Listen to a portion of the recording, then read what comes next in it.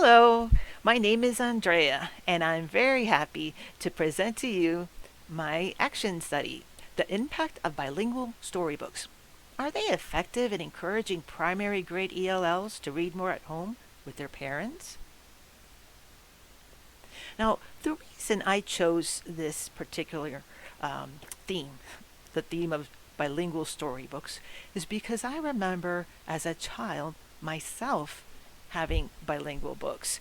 And they were so special to me. And it helped me overcome a really bad shyness I had about going to school when I started kindergarten, because I would take my bilingual books and share them with my friends, and little by little, school didn't become that scary anymore. So I can put myself in the place of a primary grade ELL student.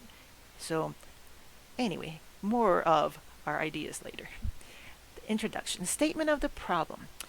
There are some second grade teachers in Miami, Florida, at a school there where there are actually 10 second grades. And for each second grade, they have several ELL students. And they're not reading at home as they should be for their weekly home reading journal assignments. So, the purpose of this study is to measure how effective bilingual books would be for weekly home reading assignments with these second grade ELL students. Now, a bit of background.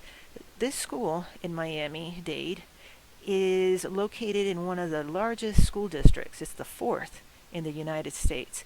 And the majority of the ELL population is Latin American. There are a lot of Cubans. Recently, a lot of Venezuelans have moved there with their families, due to political instability and economic reasons. The families are highly literate in Spanish, and they are learning English too. And they're very motivated to see that their own children become successful and learn English at school too. So, the primary grade teachers and we got together. My sister actually is one of the second grade teachers there, and she's the one that told me about this problem. So, through a Zoom call, we discussed how can these kiddos be encouraged to read books at home with their parents? And how can home reading engagement be accurately measured? Do these bilingual books in the student's first language, Spanish, facilitate reading in English because they have that immediate translation there? So I did some reading, and I was pretty sure of this already, that reading does have a lot of benefits, especially for young children when the parents read to them. Cognitive development increases exponentially.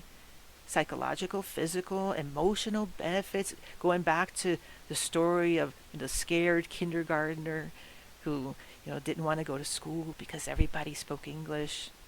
It also forms a bridge between school and home reading. School is regarded more positively by students when the parents are seen as partners in their children's education, especially in the young, very tender primary years. Remote learning and its effects on ELLs and their parents.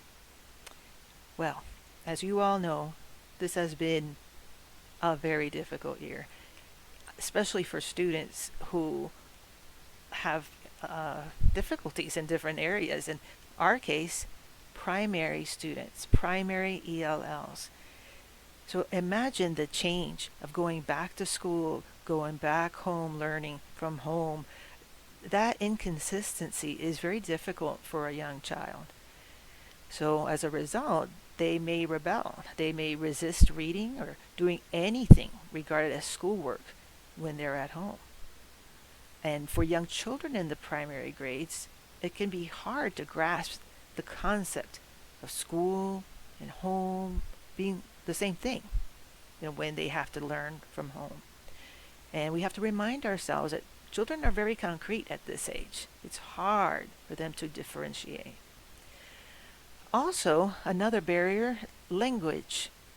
If a parent is not or doesn't feel comfortable in speaking English and the teacher doesn't speak Spanish, there may be a reluctance to communicate. And I'll talk more about that later on because that'll come up in another topic. So, yeah, language barriers. Uh, Now, the next one, electronic devices such as tablets, small laptops, other gadgets. I can certainly understand. This may be very difficult for the family member at home to navigate if they're not used to the technology or, again, the Google Meets, the Zoom, all those different things that we've all started to learn really fast. Wi-Fi is hard now, especially in a big suburb like Kendall, where this school is. That can be hard. Public libraries. Actually, before all of this, I think public libraries were a very good place for kids to go to, and that's why I consider it a haven of support for immigrant families because a lot of libraries actually give English to speakers of other languages courses for free. They give classes for citizenship. They give classes to children to help teach them or tutor them with their homework. However, because of what's been going on in the news and the political climate, many of them don't necessarily want to go to the library for support because of fear of deportation and false fear, actually. So that is something else to consider. Time is another issue. Most immigrants and immigrant moms, they have to work outside the home. It's very expensive, and Miami is a very expensive place to live. Usually it's the older relative or the grandma, the abuelita, that takes care and supervises all of the grandchildren's remote learning.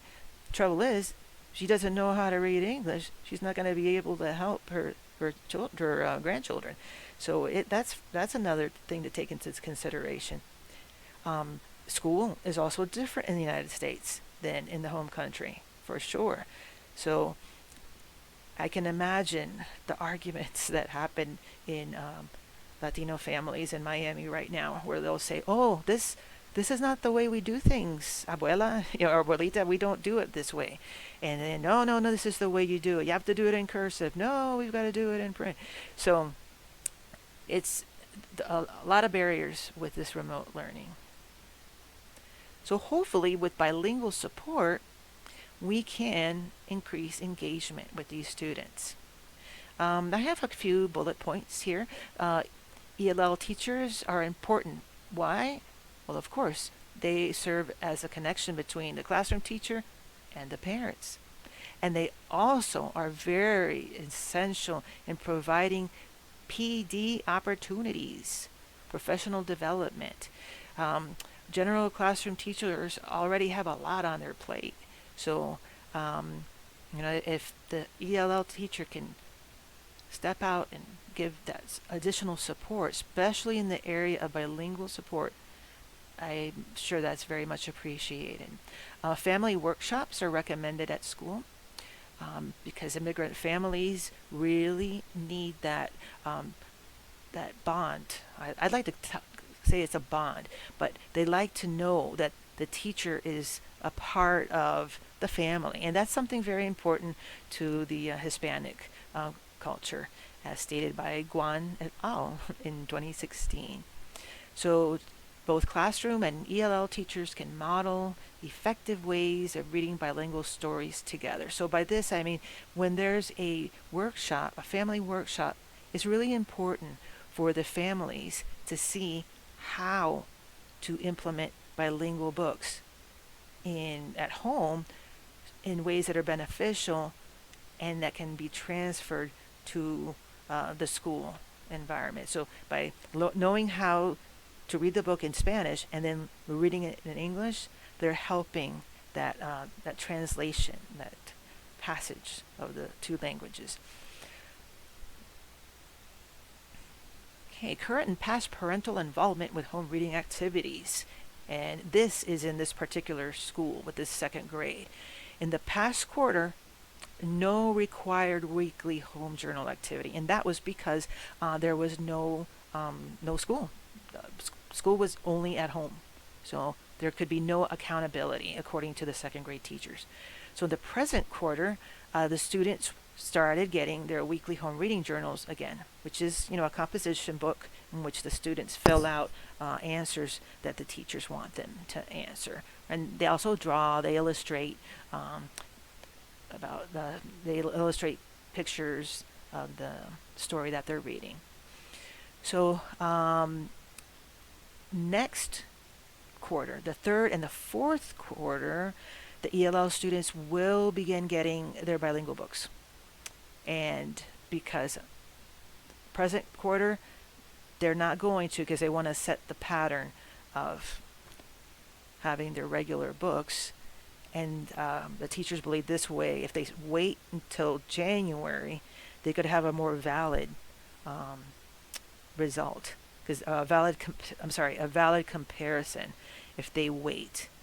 So it would actually be second quarter, no bilingual books. Third and fourth school quarters, bilingual books for the weekly reading home journal.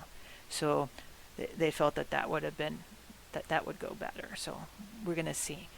The method overview. So I propose a quasi-experimental quantitative method because it is involving actual numbers or the participation. An action study to measure the effectiveness of bilingual books. Because this is a problem that the teachers want fixed in the second grade. They want more engagement and participation from their ELL students. And the data will be collected in their home reading journals. And in all the submissions of the data or the home reading journals will be counted for a participation grade. And these are going to be inputted into the online grading platform, which makes the most beautiful graphs that I've seen. So that's why I didn't even attempt making anything until we're finished with the whole project. The settings and the participants. Again, the school is in a suburb of Miami. It's called Kendall. Population, Latin Americans, Cubans, and non-Hispanic Caucasians. Families are very tight-knit, and many families now, especially the older, or the second generation, speak in a form of Spanglish, which is like a mixing up of the English and the Spanish. But these students, since they just moved here from Venezuela and other Hispanic or other Latin American countries, they probably don't do that. At least the teachers did not tell me that they do. The participants are all level 1 and 2 ELLs in second grade. They all speak Spanish fluently, and they have lived in the U.S. for at least a year. 32 students, 19 girls, and as usual, there are less boys, 13 boys. And the ages of the students are 7 and 8. The data collection procedures. So every week, the teachers are going to collect the reading home journals once we start. And they have started already, but again, there's no bilingual books yet for the second quarter. The distribution of the bilingual storybooks, all of that starts next month for the third quarter. All participation grades are input into the teacher's online grading system used by the district. And the data analysis will be conducted at the end of the school year. So hopefully the conclusion will be able to provide us with a better understanding to see if the bilingual books did indeed provide a literacy bridge between home and school, especially in these students, the ELL students who speak Spanish. The important thing to keep in mind is that family literacy is an extension of the school learning community, and that's what we really want the parents of these children to remember, to realize. And also families that read with their children and nurture them with the love of books and stories, they're helping their kids out in the long run and with their education. So further reflection, perhaps, and hopefully, perhaps this study will encourage other teachers in that same school to explore ways to introduce bilingual literacy in their classes and develop workshops and other PD or professional development courses that focus on bilingual education. And again, I can't stress that enough. I think teacher workshops, parent workshops, very important in helping our ELLs. Well, thank you so much for listening to my presentation. Thank you.